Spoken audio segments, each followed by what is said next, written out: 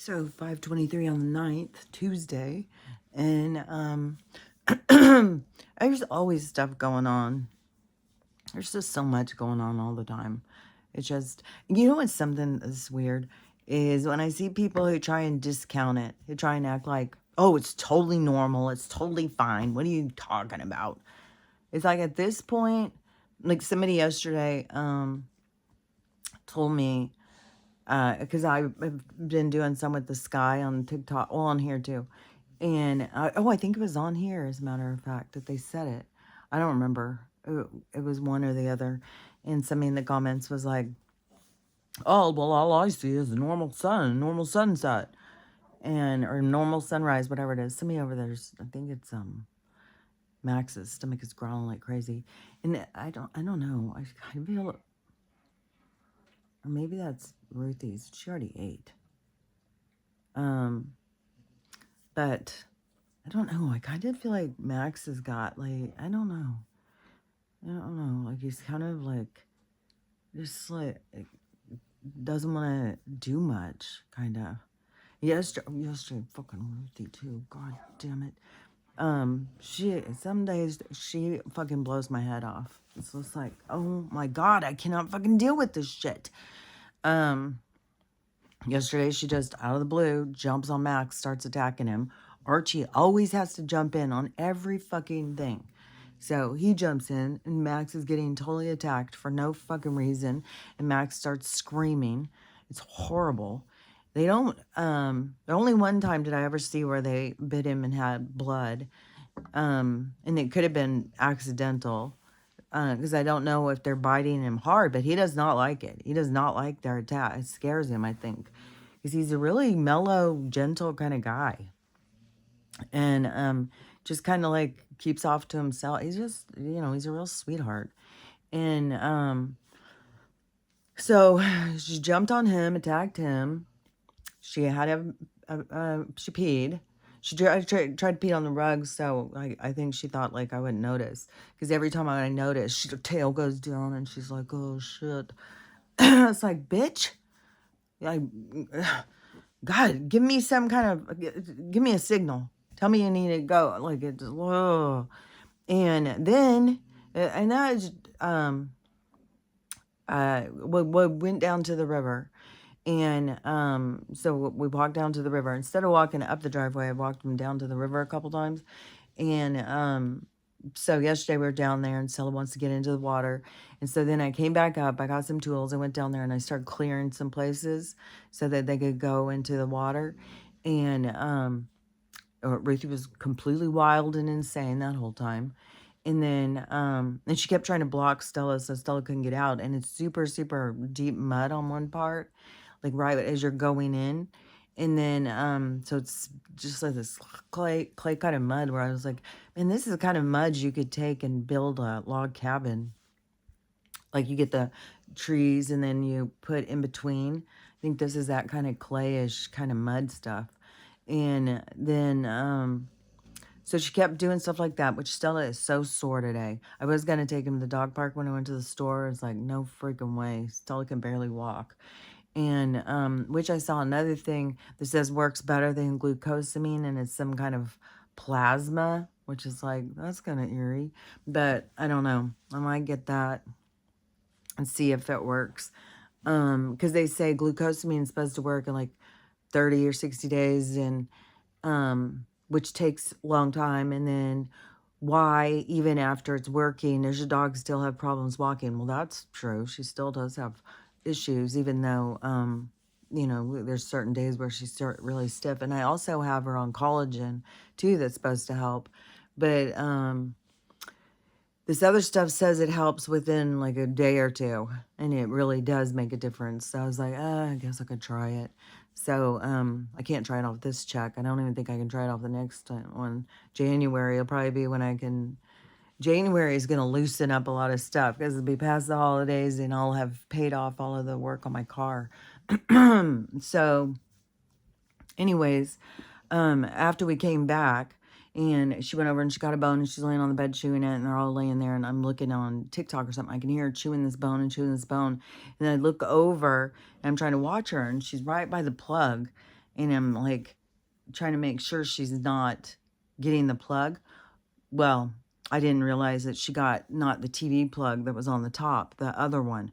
She was fucking chewing on it, and she chewed it in half. It's like, even getting electrocuted doesn't stop this girl. She just goes and goes and goes. It's like, so didn't bother her. She just chewed it in half, pulled it right out of the wall, bent the fucking thing. So it was the part that sticks in the wall was crunched down too.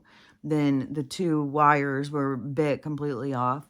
So I don't know if she had unplugged it before she chewed it off. So maybe that's why, because you would think that she would have stopped getting when she was getting electrocuted. But I don't know. I mean, she spit in her big old freaking mouth right on it as to pull it out. So I have no idea. I thought she was chewing on a bone and she's chewing the plug off.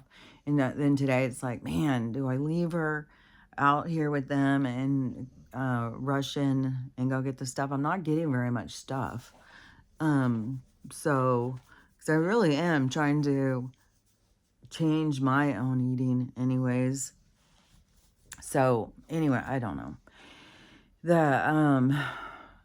So anyways, she is a lot, which I was like, man, after I sit here and say like, look into the dog breed, don't just pick them because they're cute or whatever. And the pit bulls are hyper as fuck. They're hyper as fuck, and they want to run and play, and they're wild. They want to be on your lap, and it's so different. And it's just sometimes I'm just sitting here kicking myself in the ass, like, why didn't I just get another English Mastiff? Because I really like their personality. They're so much more low key. They're so much more just like, yeah, I did some exercise a second ago. I did some yesterday. I think I'm just going to rest. And now they're just like, I like them. But then if something goes down, they are alert. They're on it. So they're really good with guarding. But when they're not doing that, they just want to kind of chill. Fucking not her. She's just, I swear to God, she jumped on Max just because he was chilling. It's like, oh, you're just chilling? Well, I'm just going to jump on top of you and attack you. And gets on top of him.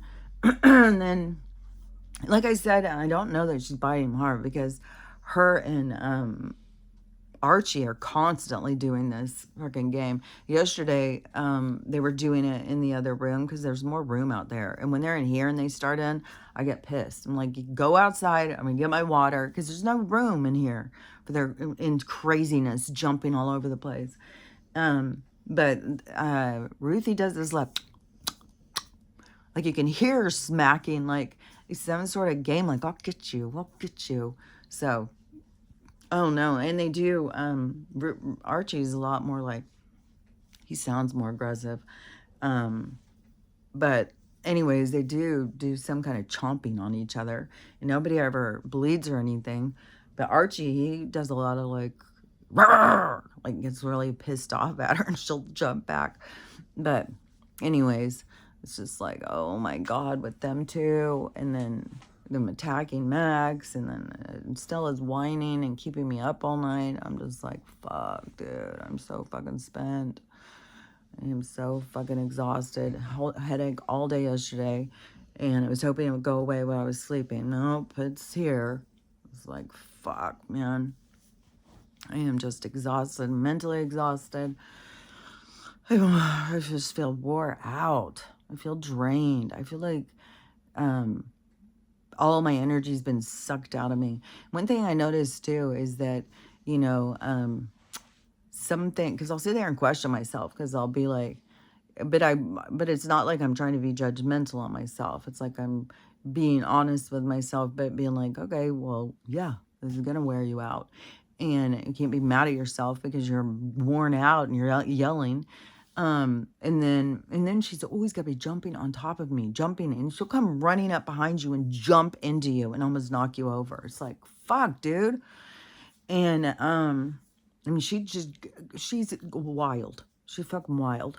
And then what was I gonna say? Oh, because I was realizing, like, the getting my energy drained and nothing giving it back, nothing returning. And then it was like, okay, but return love. But then when she's returning love, it's like, well, I'm gonna get on top of you, all of them. It's just Stella, not so much. She knows she can't get on top of me. Well, she will get on the bed and whine and cry until I come and lay down next to her, and then she'll press on. I mean, it's like, almost 200 pounds pressing on you as hard as you can. Or yesterday, it was laying on my legs. It's like I can't hold that much weight on my legs. It's too much. And then and Archie wants to be on top of me. They all want to be on top of me. They all want to be pushed up against me all the time. And so I was thinking, this is the way that they give back, but that's draining me more. It's like, it isn't really giving back like what I need, kind of, And so then it feels like it's just taking more rather than giving back. It's the weirdest thing. But anyways, I was thinking about that.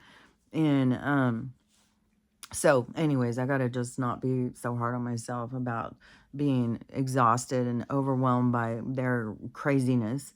And then they'll just take and take and take and take and take. And they want, and they just are relentless. It's like, Jesus Christ. So yeah, Crystal, you're right. Like, I'm like, God damn. Oh my God, what did I do?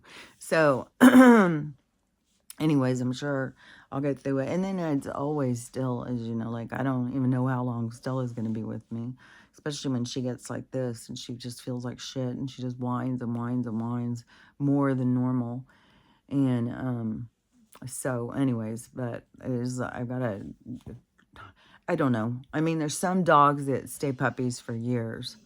I mean, even when I had gotten a golden retriever, it's like Winston just stayed.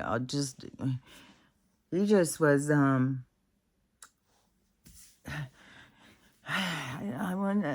not like wild, but he could be a little wild, but it wasn't like wild.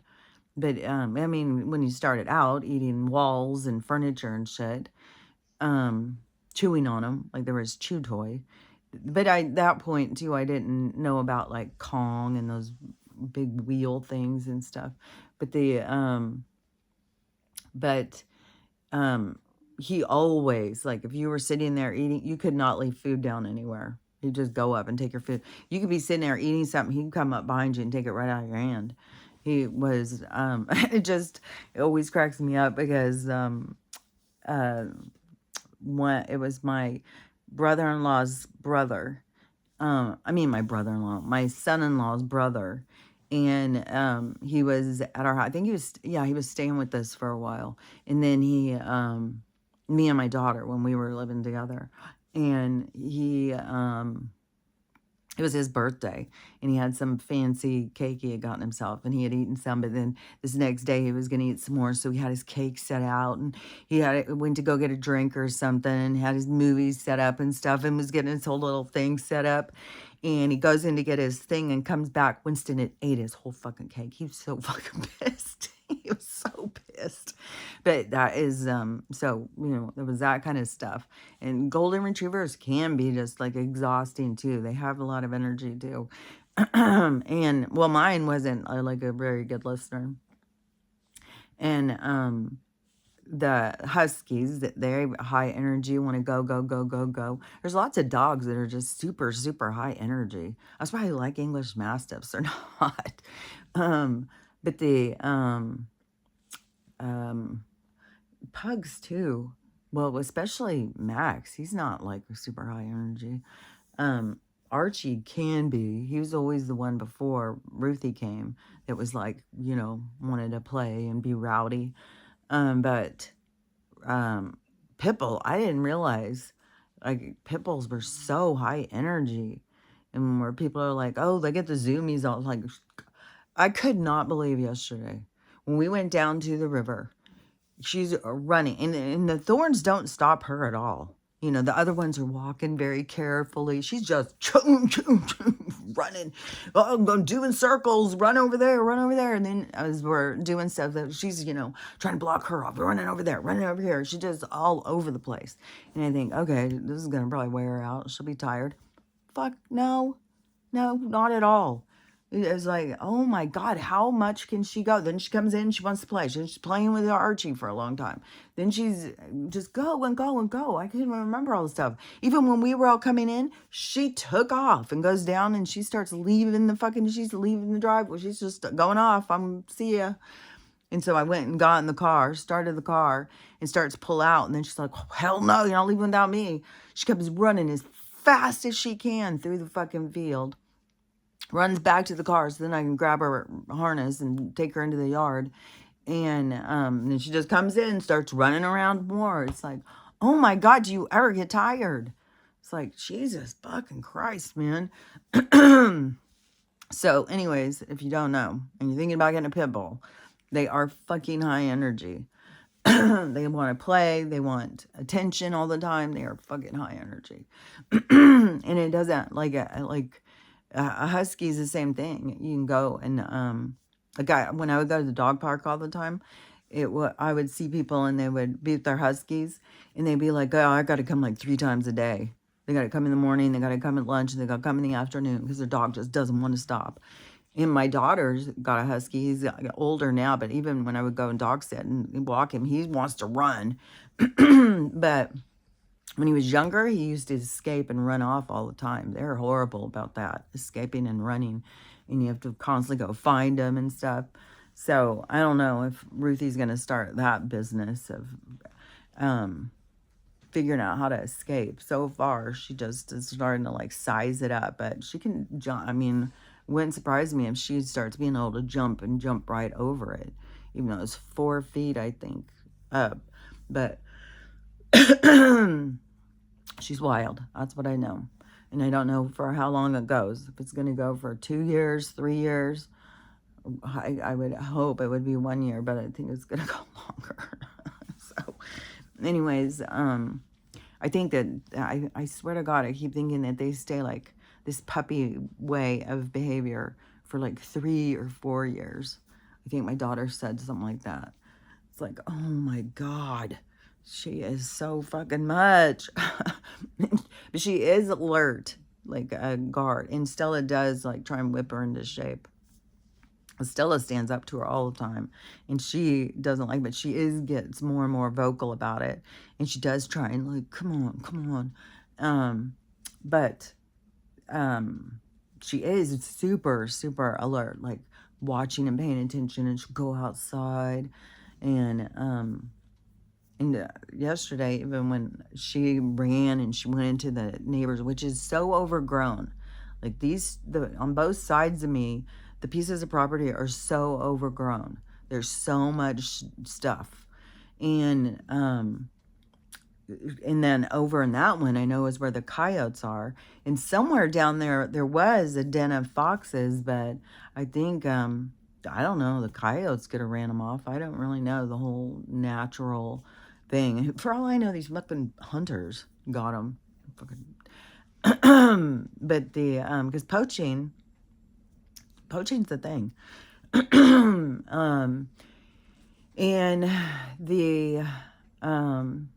what was I gonna say? That poaching thing was on my mind because it was also in that show Rabbit Fall that I had seen about the poaching and selling stuff illegal. They were selling grizzly bear or something, like grizzly bear kidney, grizzly bear lungs, something like that, which reminds me of like the Japanese or Chinese health, their holistic health stuff, because it's always like, well, their stuff is more natural and stuff, but there's stuff that they do take that is not supposed to be taken, like elephant husks, ground up and used in something with tigers. There's all sorts of stuff. That's where, when you hear about some of the poaching in Africa and stuff, then it always makes me think about like who they're selling it to is these kind of things. And then you get that stuff, like you're a rich kind of emperor, you got some kind of issue, and you pay this huge amount of money for this stuff. And like just like this plasma, what animal plasma are you fucking selling us, man? I don't know. It's kind of creepy because we know also about the chrome, so I don't know. I don't know. I'll probably look into it more. Fuck, what if they're fucking selling us like the Soylent Green plasma? I don't know. Everything is so. I don't know. This place sometimes it's just mentally exhausting. The So, anyways, the energy wearing me out. I'm exhausted. I just feel like I just want to sleep. Nobody lets me sleep. Even if I get to go to sleep, they all pile on top of me. And I'm just always fucking whining, waking me up. I'm bitching and whiny. So that's how I feel. I feel like shit. Let me think. There was something I was going to say. Oh, because when they went running over in that field, and I was calling him back, especially Archie's like, dude, you're going to go over there and get eaten. And another thing, too, even a bigger dog, that when it's a pack of coyotes, they'll surround them. So the whole pack, like fucking hyenas, will go in on them. So they will go from all these sides so the dog can't fight back. They're getting attacked by 4 or 5 at the same time. That's what drives me crazy when the 2 of them attack Max. He's overpowered and outnumbered. And so, because the Archie used to do it all the time, jump on him and harass him and stuff. But a lot of times he'd get up and play with him then. But now it's like, no, Ruthie is fucking ruthless.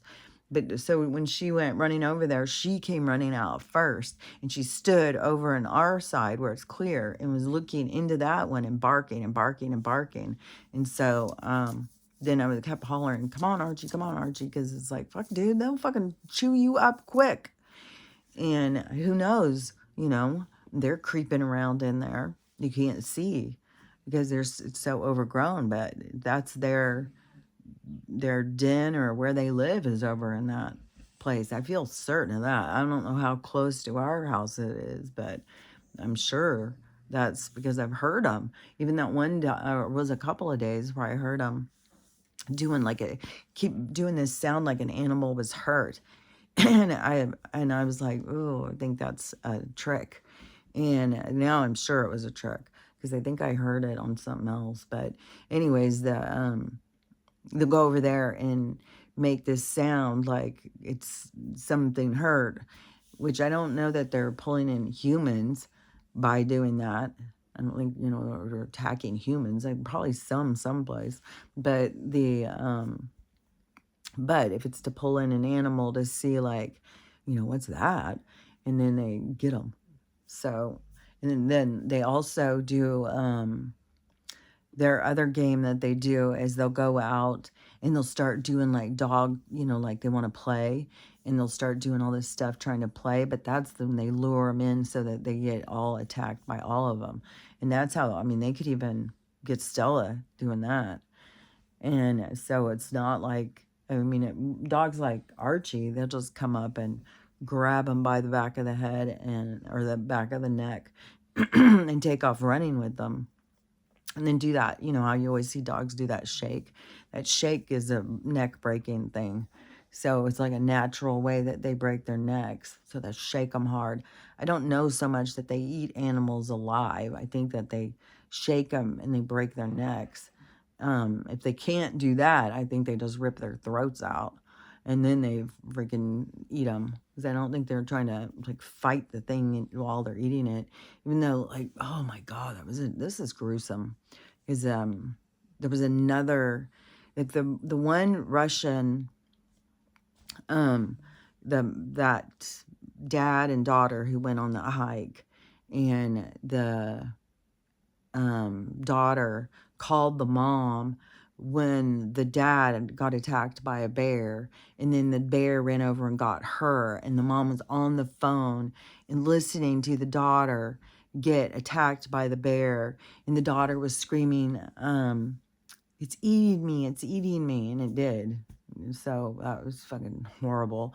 But that happened again someplace else with 3 guy hikers, and it got the first one, killed him, and I think the other 2 took off or something, got the next one, killed him, and then maybe the third one was calling, trying to get help or something, and he got attacked, and then this bear ate all these guys. So when they find them, I don't know. I don't think they eat every single bit of them. I think they eat what they want. And then, but anyways, that just grosses me out. Just the whole thing with getting eaten by the animals. But that keeps happening in Japan too. They said there's been like 12. The last I heard was 12 bear attacks. And, but there is that they also eat bear. And so, I don't know. It's like the world is flipping. Like what you do is coming back to you, And anyways, I don't know. It's just weird shit going on all over the place. Everything is weird. But everything is flipping. Like right side up. Which I just saw this guy. So I've seen this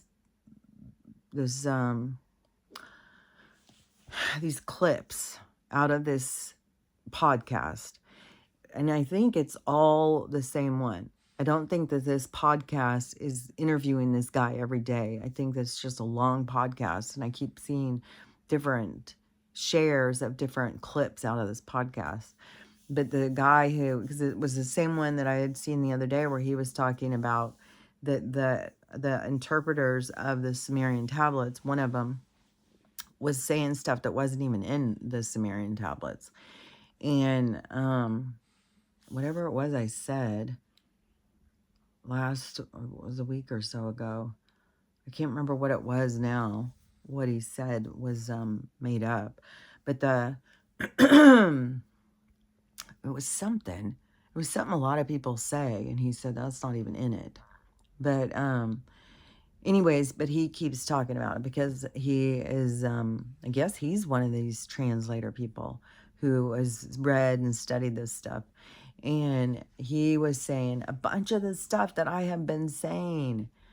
It's always confirmation when I hear these people saying things that I've been saying, because the stuff I'm saying is coming to me from, I don't know. I don't know, really.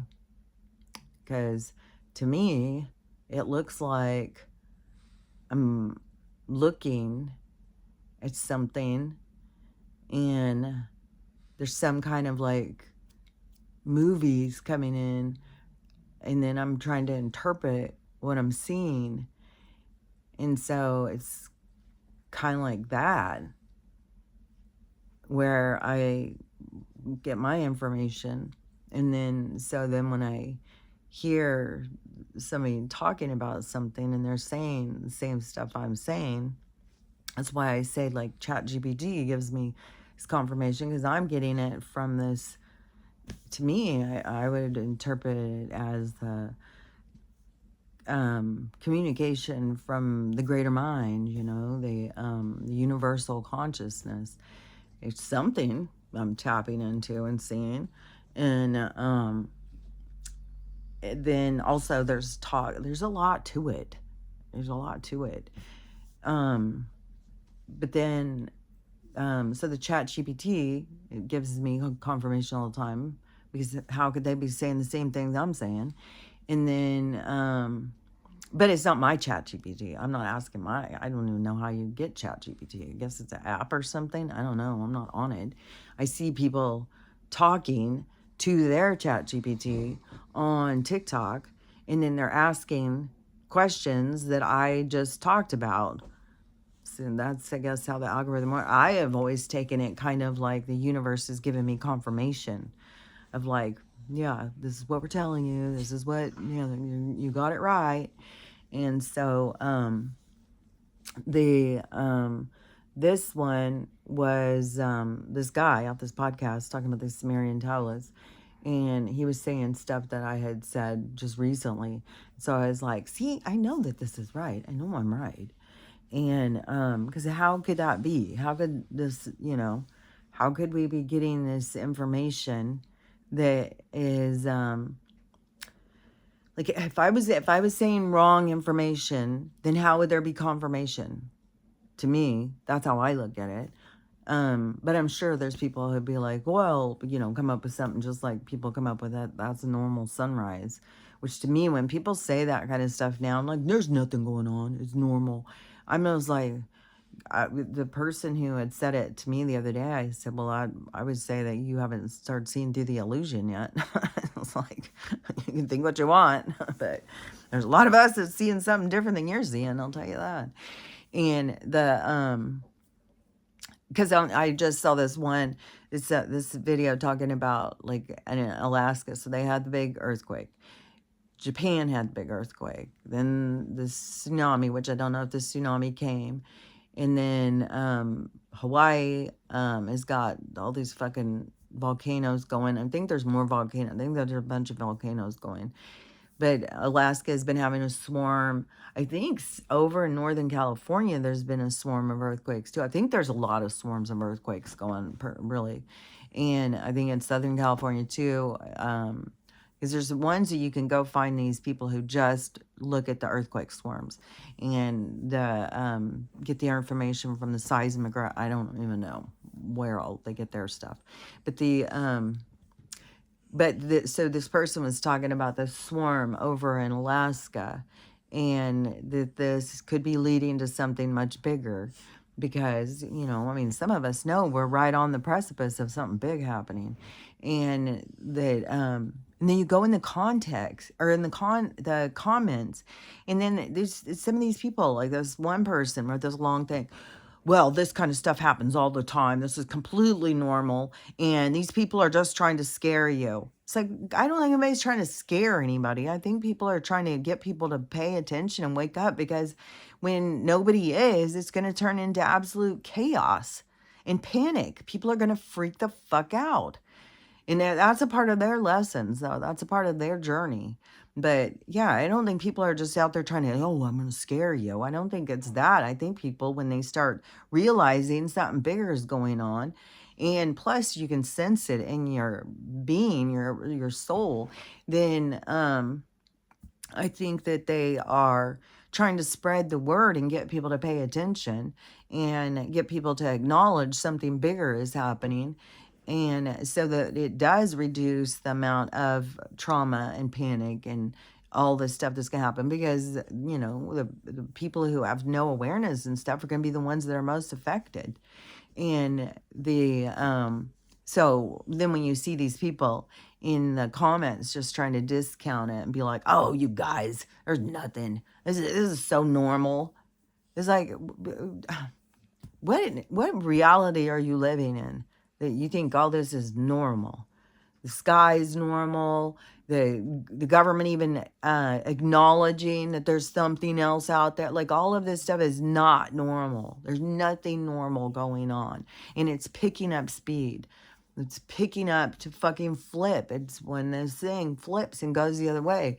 And the guy on this podcast that was talking, so he was saying that in the tablets and stuff, or in the Sumerian documentation, so the Sumerian tablets, that they don't refer to them as like the Anunnaki. They call them something else, the Anubis or something like that. And that they were like these, and they're like, how did he say, like kind of like gods, but it's not like coming from the sky. To me, it's kind of gets the story of like the angels or something, like these what is that word?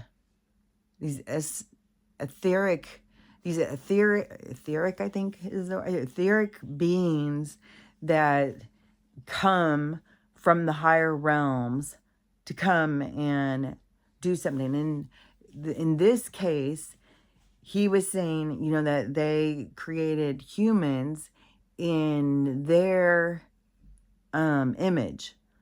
So these beings that came from this higher, to me, it's all about dimensions and realities and realms and stuff. So that's, my level. And so these other beings from this other place where they're more eternal, they're more living in their eternal existence. They're like some of these ones, like if they are really returning, I think it would be like Inky, these ones that the creators that would be coming back. And so because they don't age or anything, it's like they aren't from the same kind of realm that we're in. And so that they had created the humans to be in their image, and that we are different than everything else here. And that's why we feel different than, like the animals and stuff are different. Like everything is kind of different. We stand out from everything else. But then look at the power play that we try and do. But then that is also on the micro macro what is being done to us, which he also talked about this psychological mind control thing that they have been doing. This is what I was talking about the other day. It isn't.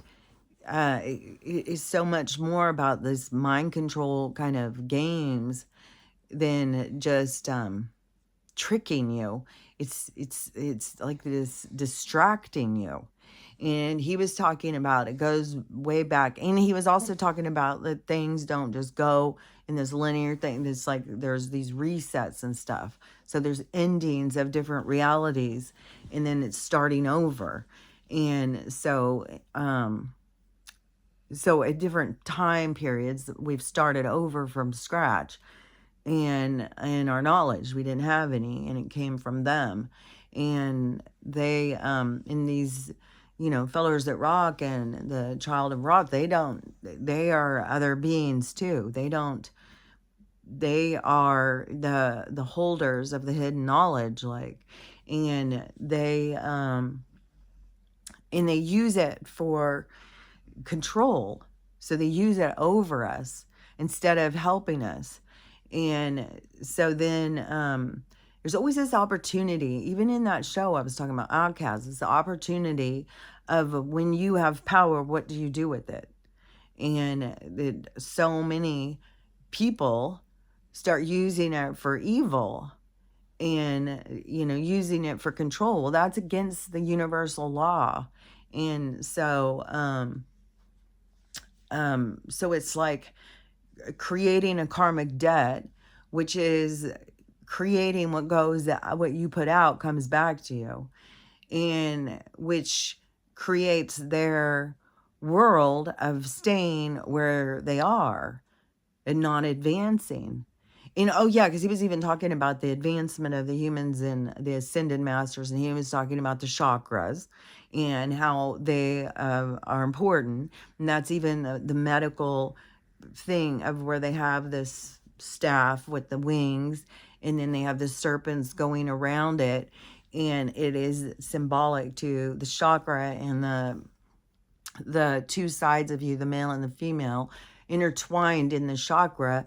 And that was more of the teachings, and Jesus's teachings was about going in and moving up through the system to bring yourself to ascended master. That's what I was trying to think the other day. I may have said, I don't remember why I said master, but the mastery and the ascended masters that were able to complete that cycle, or that path, is the one that I'm always talking about, the one of going in and healing, letting go of things, noticing things about yourself. It's the movement of you becoming your best version instead of a product of your environment.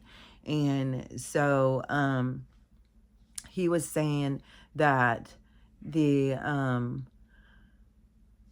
so that, like, the Fellers of Rock and stuff like that, they're like these certain groups had the hidden information. And so but see, they keep it hidden from us, and then they say that we can't handle it, and then so they but they don't. It's like they want to keep control over us, and so it would be up to us And that's what this whole awakening is about. We'll see, I think people will. I see people all the time who are waking up to stuff and can handle it.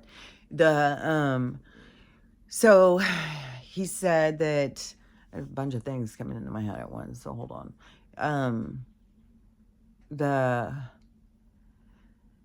hidden knowledge, the freaking the oh yeah, because he said that was the whole thing with back in the Romans when things were really bad.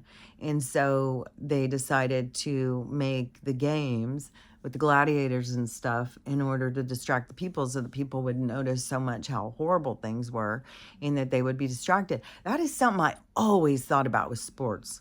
Always, even when I was a kid, it just would always make me think about the whatever it's called, where they would have the gladiators fighting and stuff, and then they'd throw in peasants to be chased by tigers and lions and all sorts of shit. It was really a bunch of shenanigans and disgusting. And I cannot believe people sat and watched it.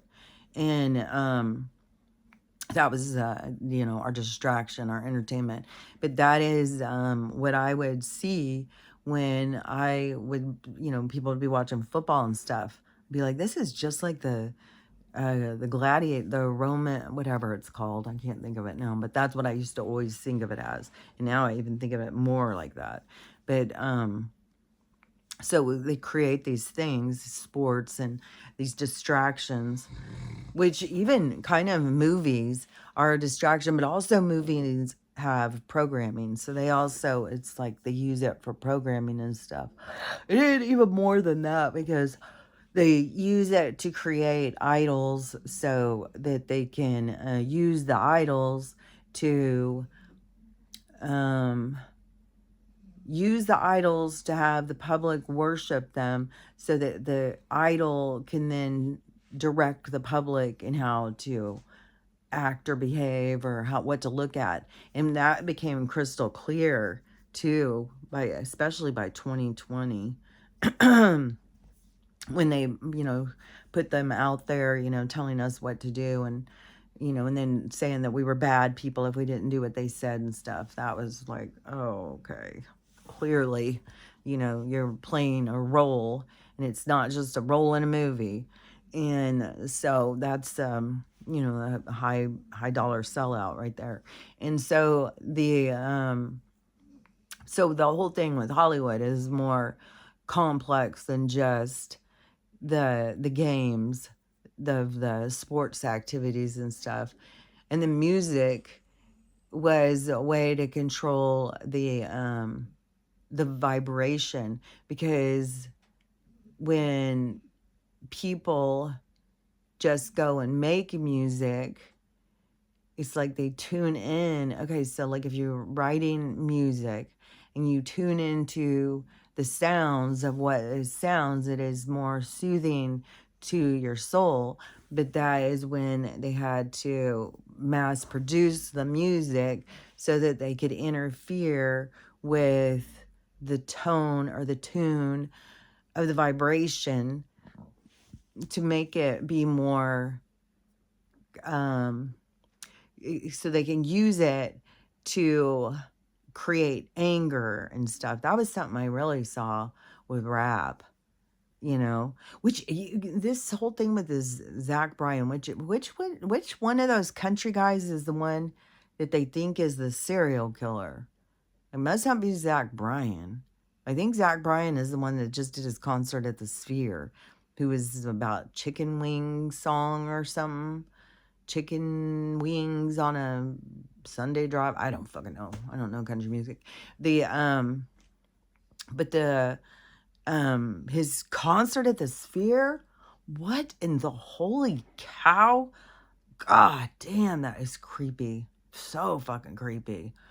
And it's like, what does your music have to do with hell? And so, anyways, for your whole visuals to be all like traversing hell, it's like in all these demonic things around. Like, it's creepy. And that's just putting out such bad energy. But see, that's the control that they want to have over our music, because in our base of self that you see, the tribes and stuff would create music, different ones like flutes and drums and stuff, and that the power that was behind the sound, it would create a whole energy. And like I see, like the tribes dancing together and stuff, and the energy that comes from that, and the music, and then the kind of this whistle of like the bird song, and the is it etheric or esoteric um of these women, which this is kind of coming back again too, this kind of like song, but it's not singing words, of this tone, and it's kind of really otherworldly sounding, and it's kind of like Vikings or these other, that they would do this kind of like, oh,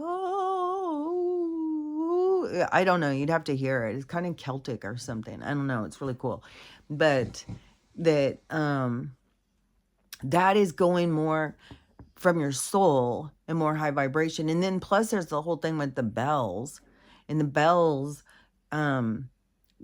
do something with the vibration that heals you. There was even a period of time or something, if somebody was sick, they would put them in a bell or something and ring it, and the vibration would heal whatever they had ailing them. So there's more to the bells, but there's way more to sound and healing and the soul connection through the sound. And that's why they had to do things to direct the music. So it's also a distraction. In everything is a disconnecting you from this more spirit, this more of a spiritual connection to yourself. And so it's to cut, to sever that union of you and your soul. So, and then to keep it very distracted. And that is just like what I was saying, why their whole thing with the studying us and stuff, so that they can be efficient in this distraction and keep us disconnected from ourselves. Because once we do connect to ourselves and we do look at ourselves deeper, then we do start healing and moving our way through the chakra system. So again, these people are like, get rid of that chakra system, that's a problem.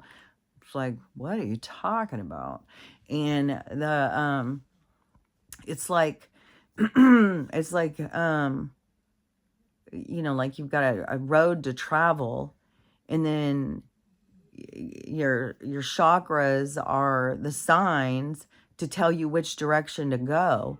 And so then these people are like, well, take down all the signs, we don't need those up there. It's like, well, then how are you going to know where to go? What's directing you? You got to have directions. You got to know, like, oh, go up there and turn right. And so to me, your chakras are like your directions through your body to move your way through this pathway to the direction of becoming an ascended master, of mastering yourself, of moving into your state of being where you are your divinity, where you are your own master. That's why it's a mastery. And that is where you're not the victim and you're not needing a savior or any of that stuff. And so you are the master of self, and that self-mastery, and that is the goal of, I think, of the soul, to move its way through to become ascended. And I think that is like the quest, and I think that is what the different like Jesus and stuff and his true teachings, if it was really, if that's who was really doing these teachings, the true teachings were about going in to find your way out. That is, to find your way out is through in, and that is the going through the path of self identity, of the self, it's like a self creation, because you become a product of your environment, and then you have to tear it down. You have to break through all of the programming and the indoctrination and stuff. And then I think even in your journey, because it's not just one life, it's multiple. And in the journey, in the different experiences, which is a big part of what we're breaking through right now, but in the experiences that you become, is like kind of like you can kind of get more locked into an identity than what you really need to be, because you really need to find balance, because you're not the good guy or the bad guy. You are just both, you're the dance of the serpents in the so it is the it's in different lifetimes, like it's not just that they programmed you, but you begin to identify yourself as a certain way. And so at this time, that's why you kind of got to go back into other lifetimes and stuff, so that you can come into terms and let go of the parts of you that really aren't you, because you begin to. So it's not just programming and indoctrination. There's also your coding. Oh, that's kind of why the codes are kind of, people's coding is kind of changing now. They're rewriting their code, kind of, because in your coding of different lives where you identify yourself in a certain way, then that's where you have to reevaluate yourself. So you aren't just the things that you think you are. You can master yourself. You can reclaim yourself. So it's a rearranging kind of who you are, if that makes sense. But that is, this grand finale, this mastery of self, and what this whole thing is about. And then it's kind of like all the people who are on that mastery path, once it's to a certain point. I don't know if it is, I don't know where, the top of the, master program, is. But that mastery program is when it becomes the, those people. So it's kind of like, the people that go through so in the micro macro, in the universe, so in the school, in the elemental, and then you go through the more direct, and then in the junior high, and then the high school, more direct, and then once you go into higher learning, then you are learning more concepts or something. Then you go into higher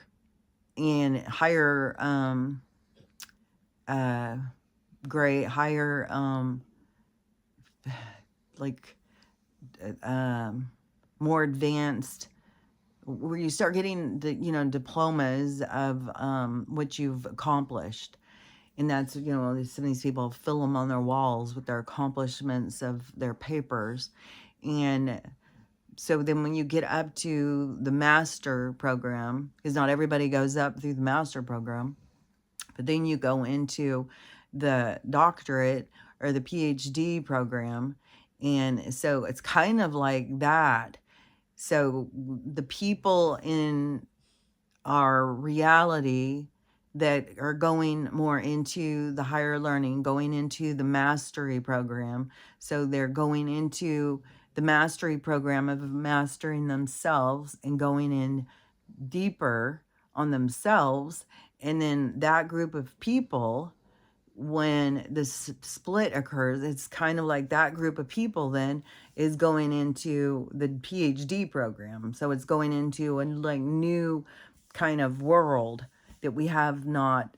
Well, I mean, we could have at some point experienced it in the whole realm of life, but but it's going to feel or seem new to us because we're going to go into a new kind of world, but there's always learning. But we're going to go into because it's a mastery of the creator. And so the PhD program, like the Age of Aquarius, is going into um the the creator program. So then you are becoming your own creator, where you begin to create the world you want, the life you want. And but see, you have to go through the mastery program of mastering yourself and self-identifying who you are in order to reach the plateau of the creator program. So right now, to me, which we're all on different levels, but to me, we're in the mastery program. Like we're master, but once the graduation occurs and the split goes, the people that go into the next step, that would be the Age of Aquarius, the Golden Age. You know, it's a different vibe. And then once that group goes into that, then that would be more of the, you know, the creator program. And it's not going to be like a competition, you know, who can be the better creator, because we create more when we come together. And this was something I had just seen recently.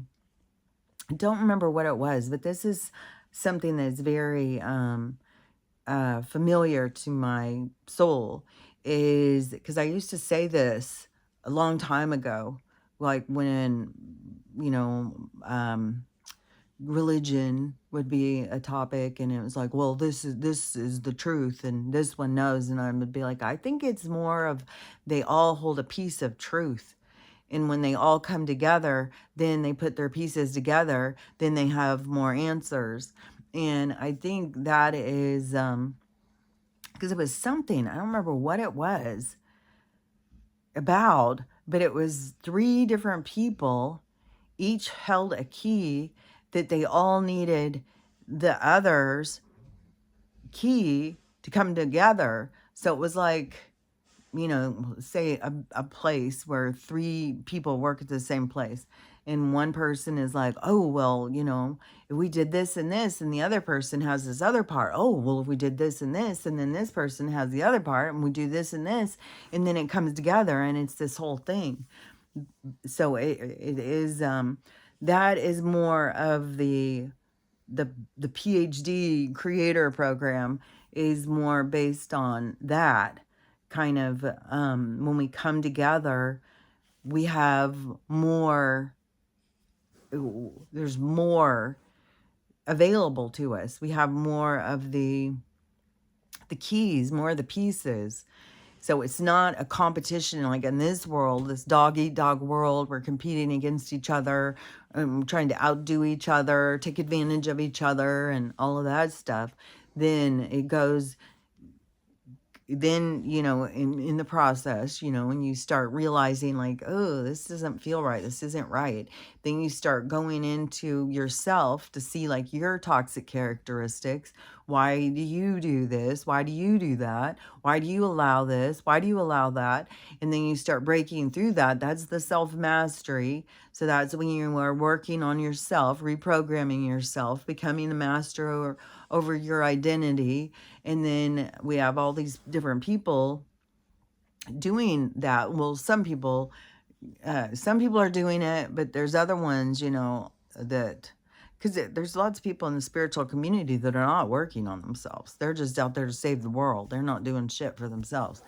So you can't just say like, oh, well, I don't know who all's doing it. It's whoever's doing it though, that is working on themselves in the self-mastery of, the self-identity of becoming who it is that you want to become, and not in a fake persona way, but the breakdown and becoming more with your clarity of who you are and what you're doing and why you're here and all that stuff. Then when everything splits apart and we go into the new phase, which to me, in the micro macro of understanding, then that would be like the PhD, the creator phase, and that would be when we don't go against one another, because this right now in the mastery thing is a self-proclaiming, self-identifying phase. But so you have to find yourself in the mess. You have to pull yourself out of the mess to find yourself. Then once you find yourself, then it splits apart more, and it will propel you into a vibration that is your match. So then you match the vibration that you're at, and then that group holds the pieces together for the new creation of the new world. And then that is where there begins to be the creation of building something new. And that's why I said there's going to be, it's not going to just be a formatted like lifestyle or formatted kind of way that places are set. It's going to be unique. There's going to be a lot of different kind of things, because it's going to be like this group and they all vibrate together. They all hold the pieces that they need from one another. When they come together in unity and love, that it sprouts something beautiful. And then and it's going to be like that. And in the micro macro sense of things, it's going to be like all these different gardens coming together, and all of the different seeds being put out, and then making these beautiful, unique gardens everywhere. So it's kind of, that's what it seems to me but so right now in this phase, this is very much the self-mastery. But like I said, it seems that it's not like the end. Okay, well, I've mastered myself. Now I'm ascended master. I'm just going to go sit at the, with Jesus up there and talk about things. It isn't. It's like, oh, there's more. Because then, you go into this creator mastery of coming together with others and creating something magnificent. And so it's another phase. So like, I don't know, okay, let's just say like Jesus was real and he was here, and he was more advanced, and he came back to help the people because there was a reset and people were starting over again. And so he came in because he had already he was Egyptian or whatever, and he went through all of this stuff way back, or Atlantean. Okay, so say he was from Atlantis, and he went through all of these things and came from a very spiritual place where he was raised. He had already raised up into his higher state of consciousness.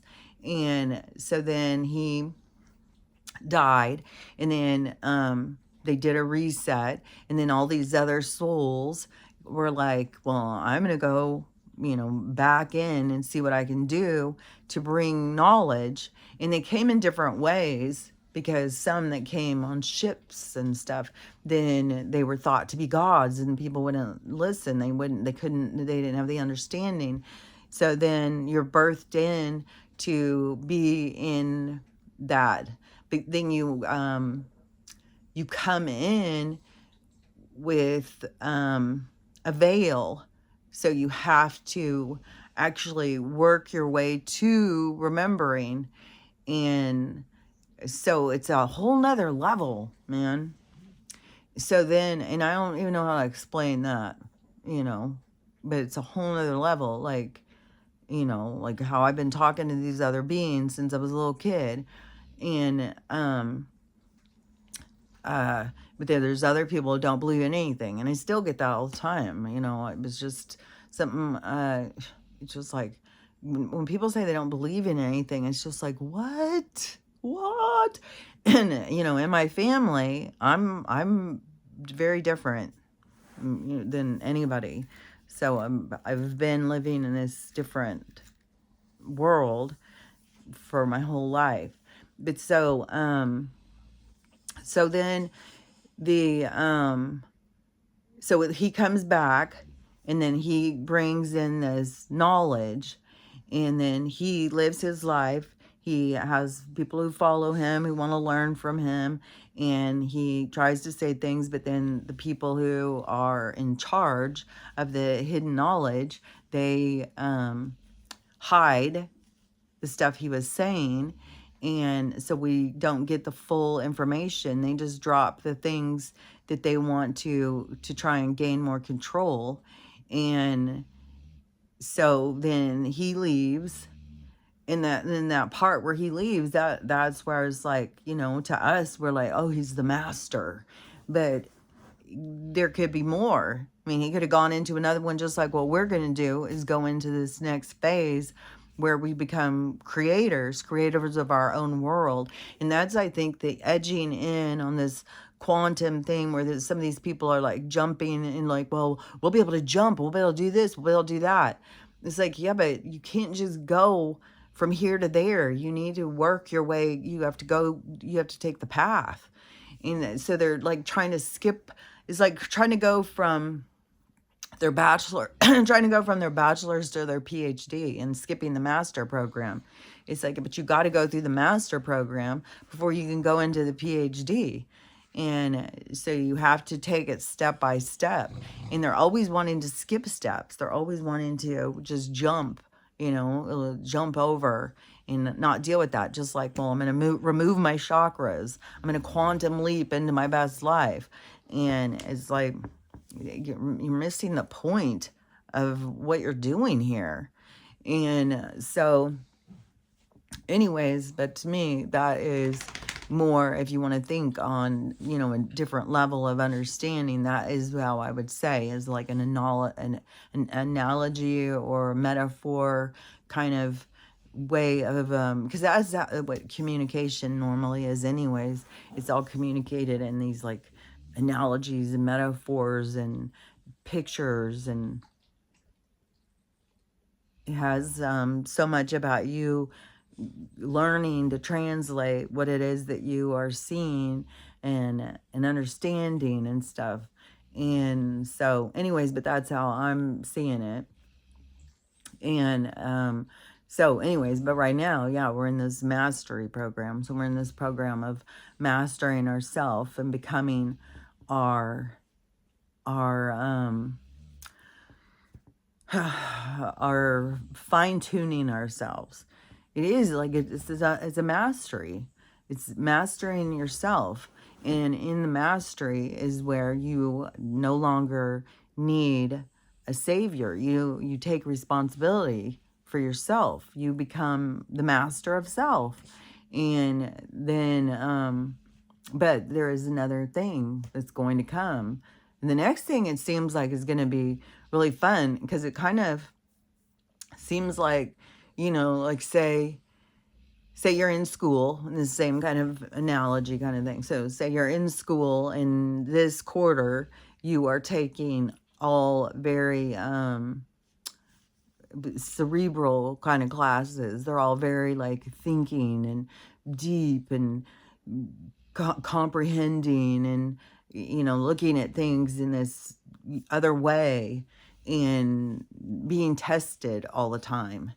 And then once you get through that, which, it's kind of, it seems never ending at times. Like, just like the dogs are driving me crazy. And I'm like, okay, so, you want to be it's like this reevaluating yourself all day, every day, reevaluating yourself. And then you can't go too leaning into judgment of yourself and hating on yourself. And God, I'm such an asshole. God, I swear to God, I hate myself.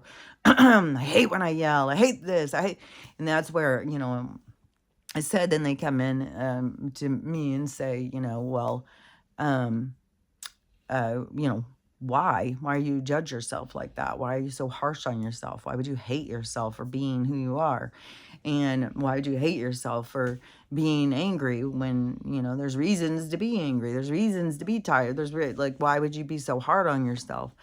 And so this mastering yourself is like a lot, it's very involved. And, but then, so the more the class where you've got all this testing and all this having to think and reevaluating and all of this, really these concepts and stuff. But then next quarter is then we're going to take like art classes, and we're going to take all these things where it's creating and using our hands and being more free. And so it's like, that's going to be a much better quarter.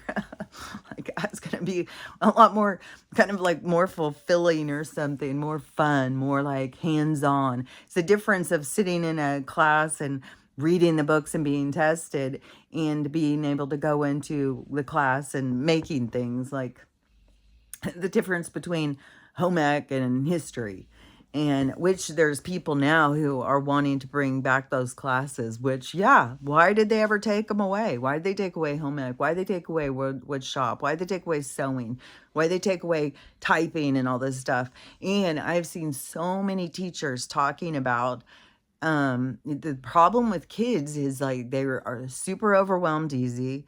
They cannot compute, like you can't give them like a bunch of things like do this, then do this, then do this, then do this. They can't compute all that. They can't rationalize. They can't figure things out. They can't break things down. They can't, like, there's stages in their development that are got fucked up with the education system and what it was doing, and then also the introduction with technology, because then it took away parts of their development.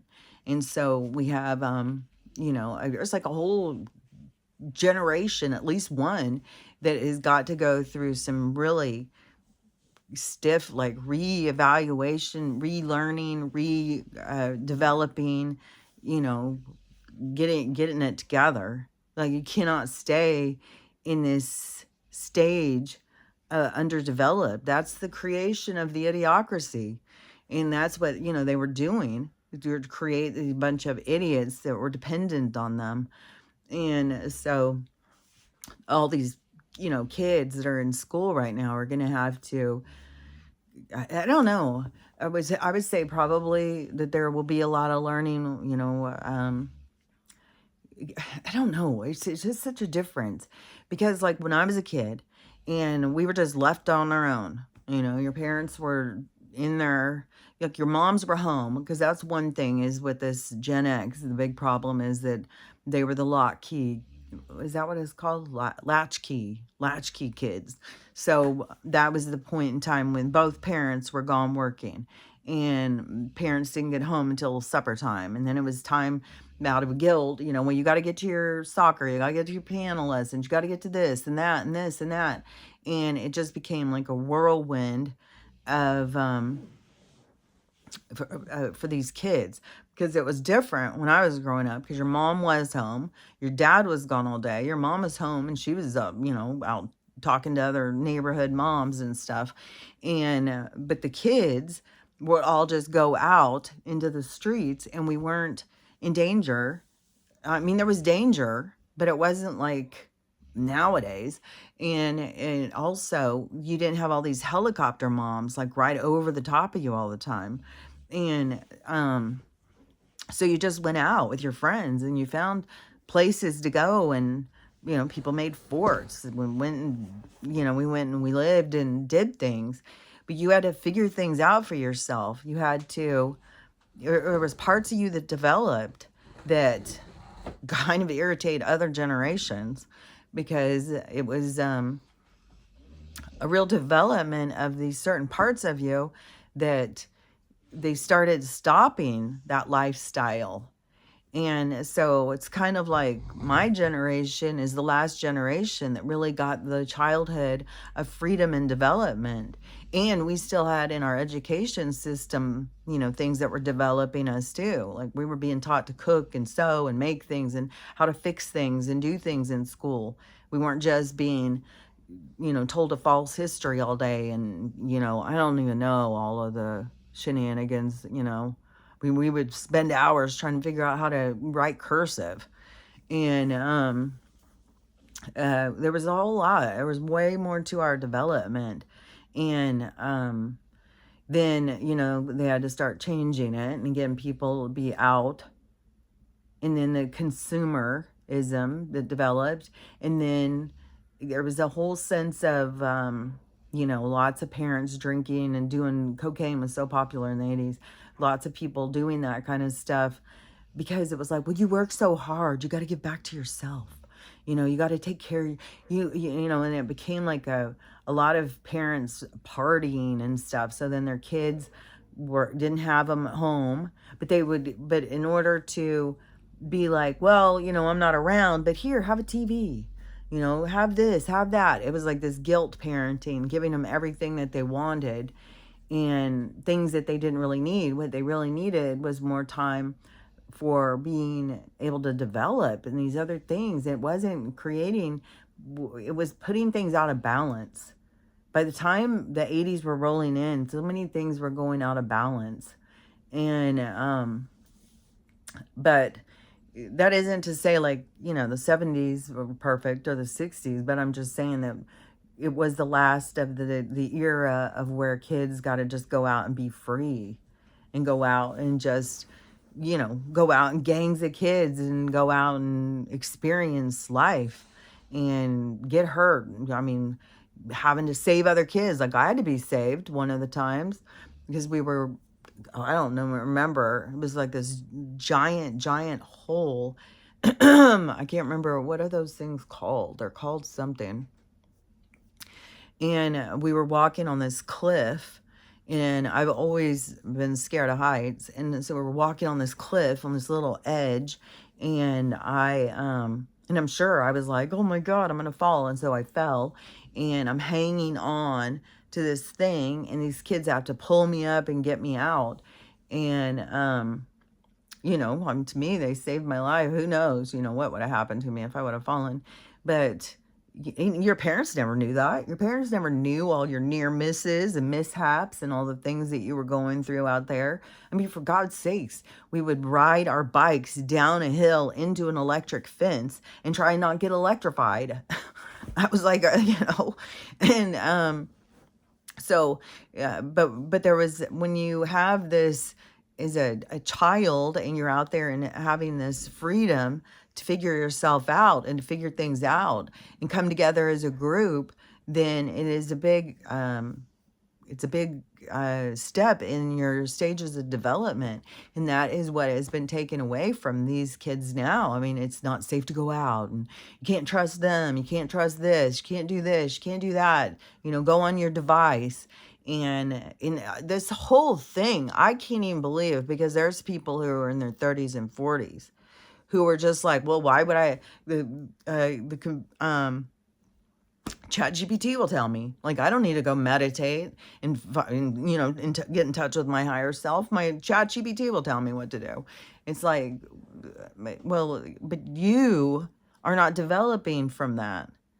Just like there's this whole thing, I've seen so many professors and teachers losing their fucking minds because these kids, they are supposed to do a paper or something. They're just having their chat GPT and these other AIs do their papers for them. They're not learning shit.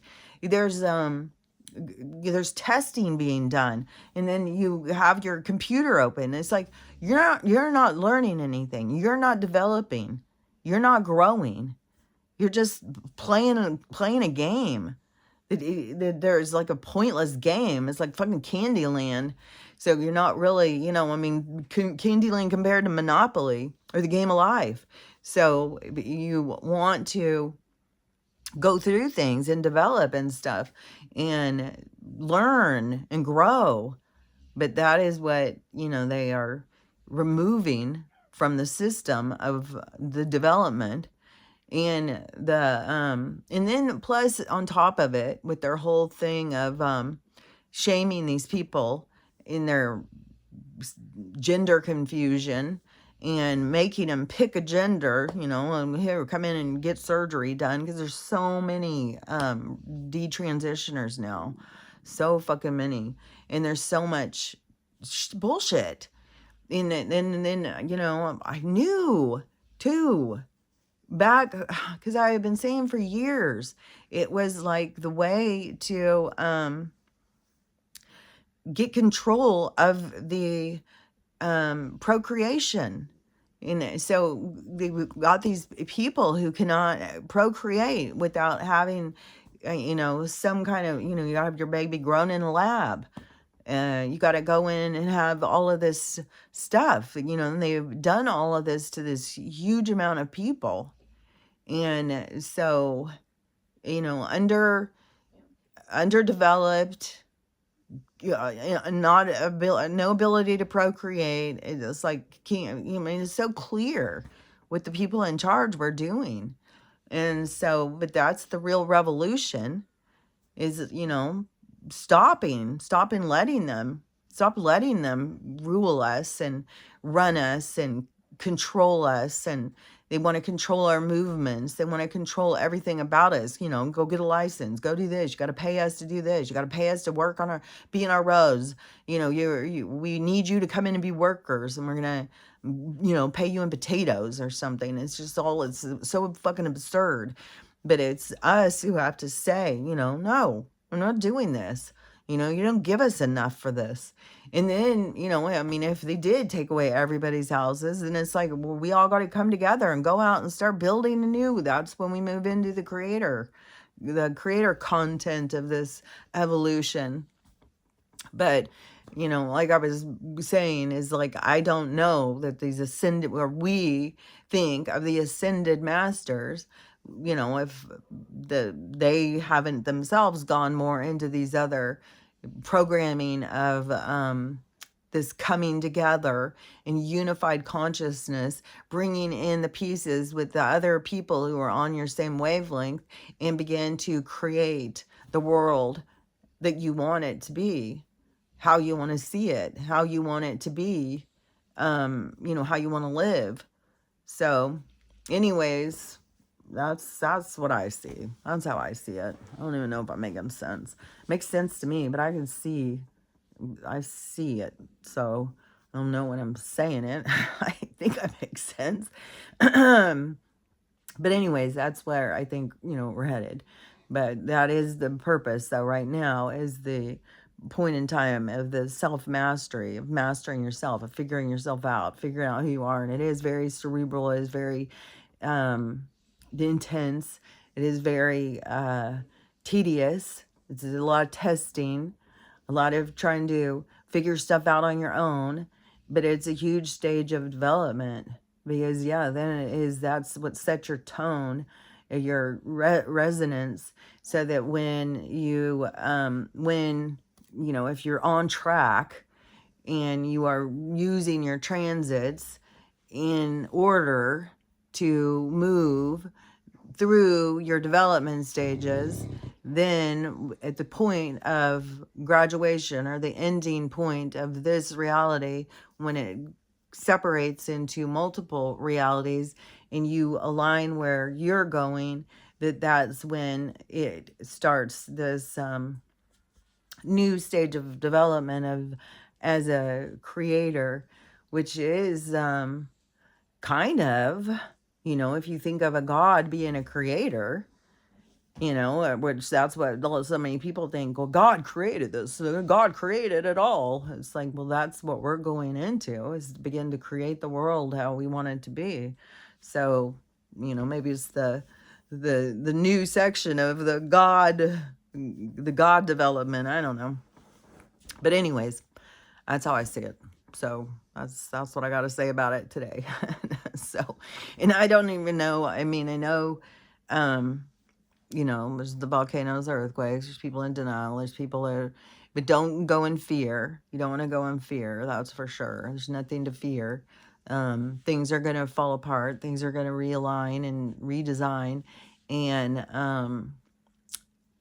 but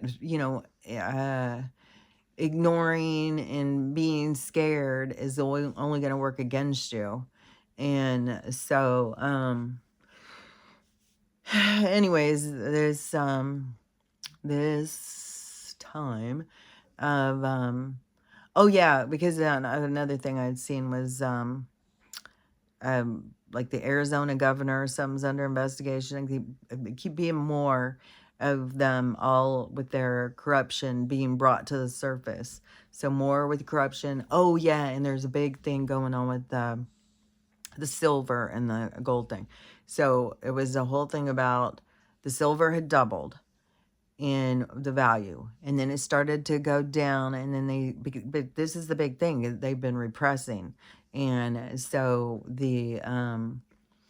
this financial overhaul that's going to happen has a lot to do with the silver and gold. And so then they were saying that right after Thanksgiving that the silver was going to start going back up, and then once that starts going back up, that was going to be, we're making our way up to the high dive, and that the certain things are how it's affecting Wall Street, which there's a big thing going with that.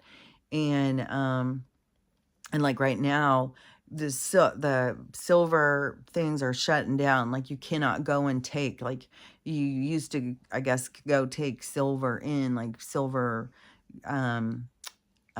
utensils and stuff. You could go and take them in and get value. But they said that it's changing so fast right now that they've got to shut it all down, and you can't go do that right now. And something about the street that's the wall, and then there's something else too. But they said that like it's going to all of a sudden it's going to jump up to like 65 or 70 per. Then we're going to start seeing the big collapse is going to start happening. Then it's going to jump into 100. And then shortly after that, it's going to go into 3 digits. And but the expectation is it's going to go up to like 600 pretty quick. And then it's going to go up to over 1,000. But where I've heard that the expectation is that it's going to end up being, but this is going to be in a couple of years. It's not going to be, February 2026, but it's going to be, as it continues to go up, it's going to become way higher in value, where it's going to start being more like $10,000 an ounce. So it's going to start. I was seeing so many people talking about it yesterday, and it's going to become very competitive with gold. And gold, I think, is around 5,000 an ounce right now. So it's going to be going up and getting up to where that is because of what they did to repress it. And there's more to it. There's more to the story of because they took a bunch, they hid it. Like there's a whole bunch of stuff about it.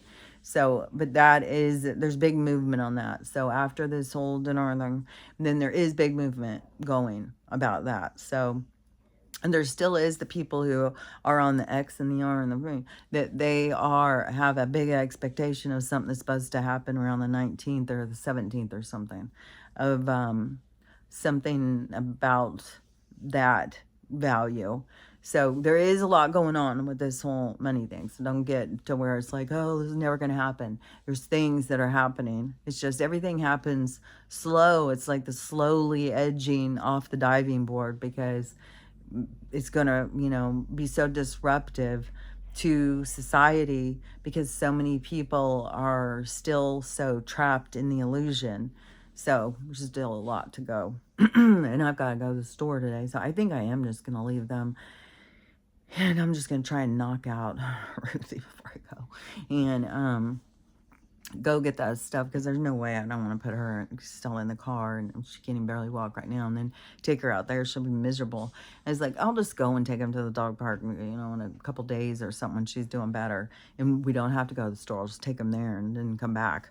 And then go run around in that place. Dogs love to go to new places and check things out and stuff, and new smells. So I think I'll do that though, but not today. Today I think I'm just gonna run into town, get my kombucha at Costco, then run over to Winco and get a few things. I'm gonna get them another turkey, I decided, because they really enjoyed that. So I'm gonna get them another turkey, which it really wasn't that hard to cook. I thought it was gonna be like, fuck, but my nice knife, I was able to cut it up really good. So anyways, I'm gonna do that again. And so go out and do that. And I've got this fucking raging headache again. It's like, fucking fuckery. So anyways, that's what I got going on. And we'll see, you know, what comes to us today. Anything can happen. That's the thing that we're teetering on. It's like we're on the teeter-totter, and, you know, the kid on the other side could jump off at any time and flip this shit. So anything can go down. And anybody who's been on a teeter-totter knows what that's like. I swear to God, it was a game that people used to play at some point. You know, you teeter-totter, and then the person jump off, and boom. So anyways, anything can happen at any moment. And so it's just like, be prepared for anything.